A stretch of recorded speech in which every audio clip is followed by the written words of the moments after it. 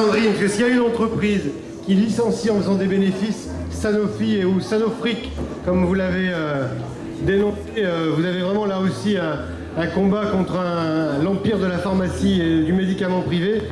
Tout de suite la parole pour nous dire où vous en êtes au niveau de la lutte des Sanofi et comment tu réagis au débat qui t'est proposé cet après-midi.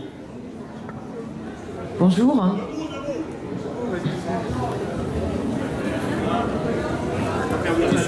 J'ai perdu les Sanofric. Bonjour. Déjà, je vous remercie donc de nous avoir permis de pouvoir prendre la parole aujourd'hui à la Fête de l'Humanité. Donc, nous, les Sanofi, où on en est aujourd'hui. Donc, pour ceux qui ne connaissent pas Sanofi, Sanofi, nous sommes donc ce qu'on appelle une Big Pharma. Une Big Pharma qui, donc, pour vous donner un chiffre, fait à peu près depuis 2008 plus de 50 milliards de bénéfices. Et rien que pour l'année 2012, 9 milliards. Pour vous donner un parallèle, un Téléthon, c'est 100 millions. Donc notre entreprise va très très bien. Par contre, elle ne reverse que 30% de ses bénéfices aux actionnaires. Et pour pouvoir en reverser 50, eh bien, il faut qu'elle joue sur une bonne variable d'ajustement, à savoir les salariés. Pour pouvoir donner ainsi 50% des dividendes aux actionnaires. Donc aujourd'hui, où on en est, donc au mois de mars, après un premier plan et 14 mois de lutte, au mois de mars, le plan a été déclaré illicite et retoqué par la justice. Au mois de juillet, l'ANI est arrivée, c'est-à-dire c'est la loi sur la flexi-sécurité de l'emploi. Donc vous disiez tout à l'heure que c'était une merde, on est d'accord? Par contre, ce que j'entends au niveau du débat, vous dites que la loi elle est incomplète. La loi par exemple pour interdire les licenciements boursiers, je pense que Sanofi, on est en plein dans ce problème-là.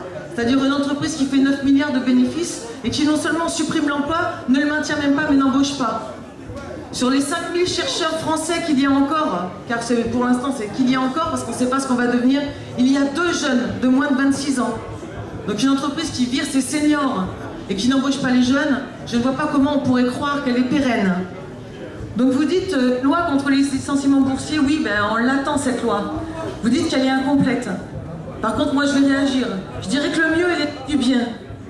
Déjà, parce que nous, c'est aujourd'hui qu'on a besoin de quelque chose. Parce que l'année aujourd'hui, la victoire qu'on a eue en mars, la victoire qu'ont eu les Conti, la victoire qu'ont pu avoir les Fralib, eh bien nous aujourd'hui on ne peut plus l'avoir à cause de cette année. Alors c'est bien beau de regarder derrière, c'est bien beau de dire que l'année c'est une merde. Oui, c'est une merde, mais nous comment on fait aujourd'hui? Parce que nous, on ne sait pas quoi faire aujourd'hui.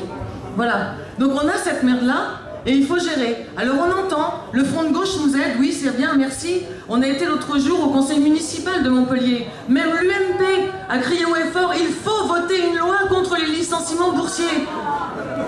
Serait-ce que les élections municipales approchent? Nous, les élections municipales, quand on sera mort, on s'en fichera.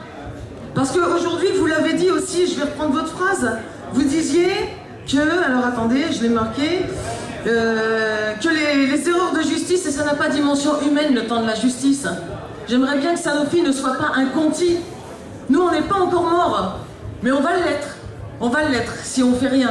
Alors oui, les salariés, on est dehors depuis 14 mois, et aujourd'hui c'est compliqué. Parce que les salariés, que ce soit à Montpellier, à Toulouse aussi, et partout en France, on est tous fatigués. Et on subit des pressions, et on n'est pas suivis par les organisations syndicales. J'entends les organisations syndicales réformistes accompagnatrices. Car aujourd'hui, l'ANI, elle nous permet de bien négocier en fin de compte la taille de la corde qui va nous pendre et la couleur de la porte par laquelle on va nous foutre dehors à grands coups de pied dans le cul.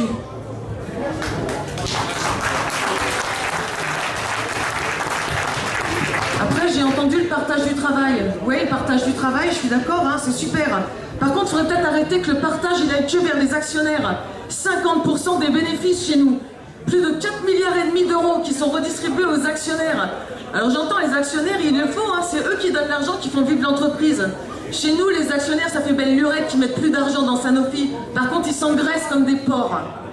Voilà, donc il faut arrêter et maintenant redonner l'argent à ceux qui l'ont créé, à savoir aux salariés. Parce que nous, aujourd'hui, même le retrait du plan, il suffit plus, parce qu'on nous a supprimé pratiquement tous nos budgets pour pouvoir travailler. Et on ne peut plus travailler correctement. Je vous rappelle qu'on est une entreprise de santé, et que les médicaments, c'est pas n'importe quoi. Donc, Sanofi, ce qu'il fait maintenant, c'est qu'il décide seul sur quels axes thérapeutiques il va travailler. On ne travaille pas sur le sida, on a arrêté de travailler sur Alzheimer. Par contre, on s'associe avec Coca-Cola, le plus gros créateur de diabète du monde. Ça fait 30 ans qu'on essaye de chercher un médicament contre le diabète et l'obésité. Sanofi, à la première occasion, signe une joint venture avec Coca-Cola pour créer Beautific, la boisson santé beauté. Voilà.